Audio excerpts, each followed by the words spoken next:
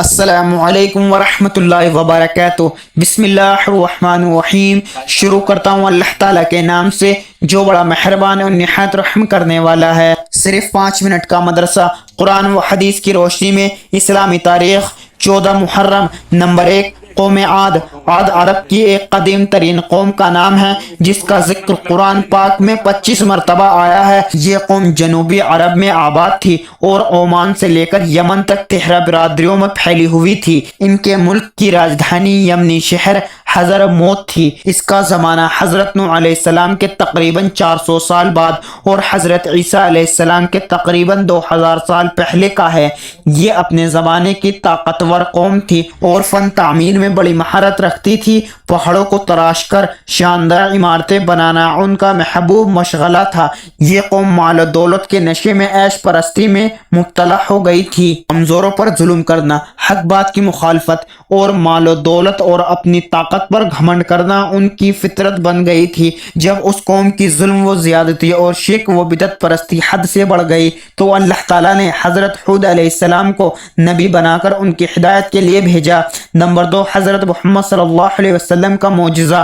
حضرت محمد صلی اللہ علیہ وسلم کے پسینے کی خوشبو۔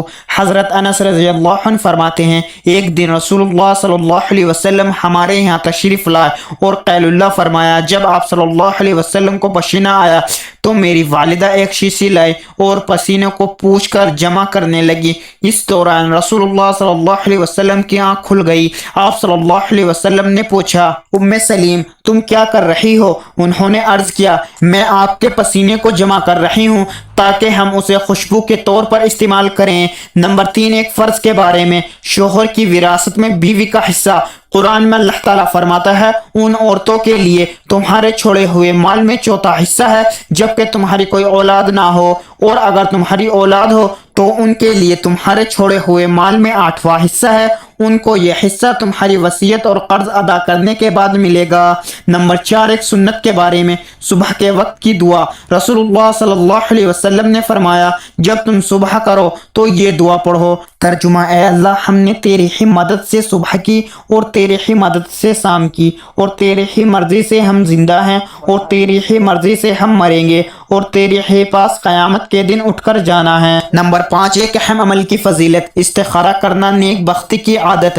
رسول اللہ صلی اللہ علیہ وسلم نے فرمایا، ابن آدم کی نیک بختی اور سعادت میں سے یہ ہے کہ وہ اللہ تعالیٰ سے اپنے کاموں میں استخارہ کرے، اور آدمی کی بدبختی میں سے یہ ہے کہ وہ اللہ تعالیٰ سے استخارہ کرنا چھوڑ دے۔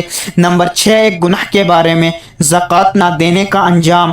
قرآن میں اللہ تعالیٰ فرماتا ہے، جو لوگ سونا یا چاندی جمع کر کے رکھتے ہیں اور اس کو اللہ تعالیٰ کے راستے میں خرچ نہیں کرتے، زکوٰۃ ادا نہیں کرتے، آپ ان کو دردناک عذاب کی خبر سنا دیجئے کہ جس دن اس سونے چاندی کو آگ میں تپایا جائے گا، پھر اس سے ان کی پیشانیوں اور ان کے پہلووں اور ان کی پیٹھوں کو داغا جائے گا اور کہا جائے گا، یہی ہے وہ سونا چاندی جس کو تم نے اپنے لیے جمع کیا تھا، تو اب اپنے جمع کیے ہوئے کا مزہ چکھو۔ نمبر 7، دنیا کے بارے میں۔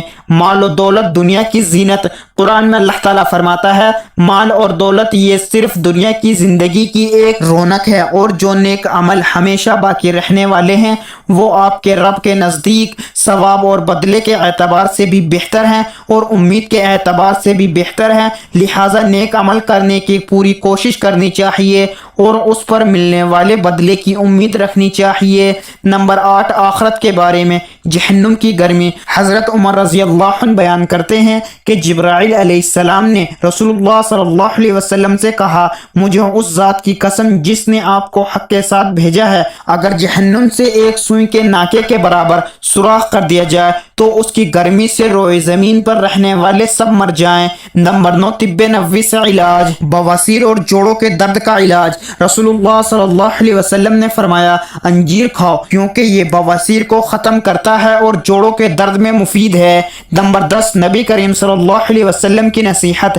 حضرت ابو ہریرہ رضی اللہ عنہ فرماتے ہیں، میرے خلیل رسول اللہ صلی اللہ علیہ وسلم نے مجھے 3 چیزوں کی وصیت فرمائی ہے، میں ان کو مرتے دم تک نہیں چھوڑوں گا۔ نمبر 1، ہر مہینے 3 نفلی روزے رکھنے کی۔ نمبر 2، نماز چاشت کم از کم 2 رکعتیں پڑھنے کی۔